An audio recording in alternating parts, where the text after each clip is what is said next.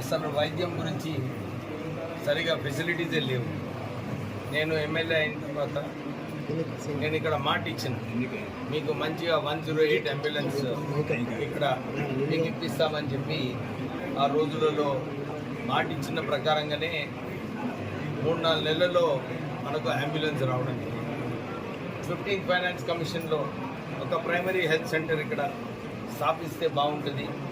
ఇక్కడ చుట్టుపక్కల ఉన్న గ్రామ ప్రజలందరూ కూడా వారికి ఏదైనా జబ్బు ఉంటే ఇక్కడ ఈ ఫెసిలిటీకి రావచ్చు అని చెప్పి ఆ రోజులలో కలెక్టర్ గారు చెప్పినట్టు కొందరు అన్నారు భీమారంలో పెడితే బాగుంటుందని చెప్పి చాలా ప్రయత్నాలు జరిగినాయి.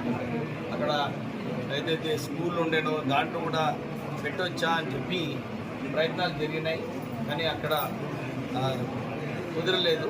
అందు గురించి ఇక్కడ మళ్ళీ వచ్చి ఇక్కడ స్టార్ట్ చేయడం జరిగింది. అంటే ప్రత్యేకంగా భీమారం మండలంలో నేను ఎమ్మెల్యే అయిన తర్వాత ఇక్కడ అన్ని చోట్ల కూడా గ్రామంలో వారందరికీ నాలీలు ఇవ్వడము, సీసీ రోడ్లు వేయడము, ఇవన్నీ కార్యక్రమాలు కూడా తీసుకోవడం జరిగింది. మొన్న ముఖ్యమంత్రి గారు ఈ ఇందిరమ్మ ఇల్లులు కార్యక్రమంలో ఇక్కడ భీమారంలో ఇల్లులు ఇచ్చి ఇందిరమ్మ ఇల్లులు పని కూడా ఇక్కడ ప్రారంభం కావడం జరిగింది.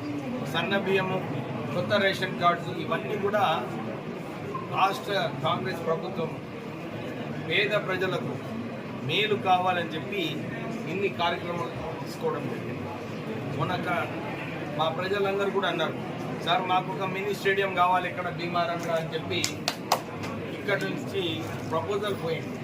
మొన్న నేను మన స్పోర్ట్స్ మంత్రి శ్రీహరి గారితో కలిసి మాకు ఇక్కడ ఒక స్పోర్ట్స్ స్టేడియం శాంక్షన్ చేయాలంటే వారు తక్షణమే ఒప్పుకొని 15 కోట్ల రూపాయలు ఆ స్పోర్ట్స్ స్టేడియం కూడా ఆ ప్రపోజల్ కొనసాగుతుంది. త్వరలోనే మనకు ఈ స్పోర్ట్స్ స్టేడియం శాంక్షన్ కూడా వచ్చి దాని పనులు కూడా ప్రారంభం అయ్యే సూచనలు ఉన్నాయి. అయితే ఇక్కడ ఈ ప్రాంత ప్రజలు, భీమారం ప్రాంత ప్రజలు ఏమైనా సమస్యలు ఉంటే నేను మీ ఎమ్మెల్యేగా రావాలి.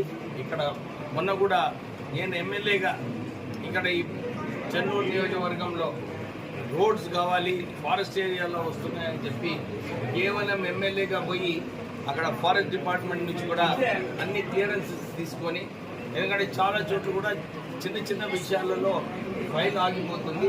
సో అందరినీ కలిపి ఒక చెన్నూరు నియోజకవర్గానికి సంబంధించిన ఈ మన ఫారెస్ట్ క్లియరెన్సెస్ కూడా తీసుకోవడం జరిగింది. సో అన్ని రంగాలలో ఈ ఏదైతే ప్రజలకు అభివృద్ధి కావాలో ఆ అభివృద్ధి మన కాంగ్రెస్ హయాంలో జరుగుతుంది. మొన్న కూడా కలెక్టర్ గారితో రివ్యూ చేసినప్పుడు యూరియాకి సంబంధించి 2 రోజుల క్రితము మన చెన్నూరు నియోజకవర్గాన్ని ప్రత్యేకంగా కోట్పల్లి చెన్నూరుకి 500 టన్నుల యూరియా సప్లై చేయడం జరిగింది. మళ్ళీ కూడా ప్రజలందరూ అడుగుతున్నారు, అరే మనకు మళ్ళీ యూరియా కావాలని. అది కూడా ఇవ్వడానికి మేము ఆల్రెడీ ప్లాన్ చేసుకోవడం జరిగింది. ఇప్పుడు ఎవరికి కూడా కొరత ఉండదు యూరియా గురించి. అందరూ మొదలే రబీ పంట గురించి ఇప్పుడే యూరియా తీసుకొని పెట్టుకోకండి. మీకు సరైన యూరియా అవసరమయ్యేది మన రాష్ట్ర ప్రభుత్వం ద్వారా మీకు ఇవ్వబడుతుంది. మీరందరూ ఒక విషయం గమనించాలి.